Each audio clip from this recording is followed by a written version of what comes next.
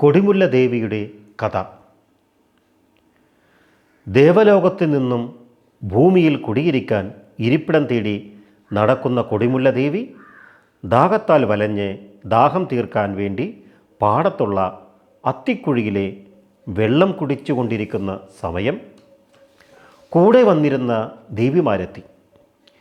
വെള്ളം കുടിക്കാൻ തയ്യാറായി. അന്നേരം വളയിട്ട സ്ത്രീകൾ കുടം പിടിച്ച് വെള്ളം കോരാൻ വരുന്നത് കണ്ട് മാറി നിന്നു.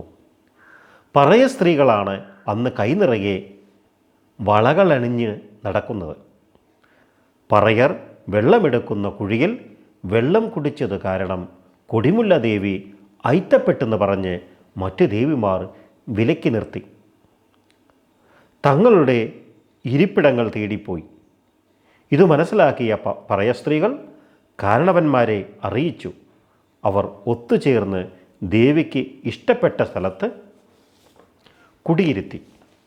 ദേവി സന്തോഷത്താൽ പറയരുടെ ഇഷ്ട ദേവത ആകുകയും ചെയ്തു.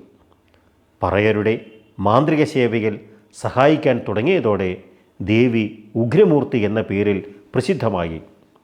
മാരണപ്രയോഗത്തിലെ മാട്ടൽ പ്രയോഗത്തിൽ പേരുകേട്ടതാണ് കൊടിമുല്ല ദേവി. വസ്തുക്കളോ മറ്റു സാധനങ്ങളോ നഷ്ടപ്പെട്ടാൽ നഷ്ടപ്പെട്ട വ്യക്തി കുളിച്ച് ഈറനോടെ വന്ന് വറമുളക് ബ്രാക്കറ്റിൽ കപ്പൽ മുളക് അരച്ച് ദേവിയുടെ ദേഹമാസകലം തേക്കും. അപ്പോൾ തന്നെ കുറ്റക്കാരനെ കണ്ടെത്തി മരണവേദന നൽകി സന്നിധിയിൽ എത്തിക്കുമത്രേ. ഇതാണ് മാട്ടൽ പ്രയോഗം.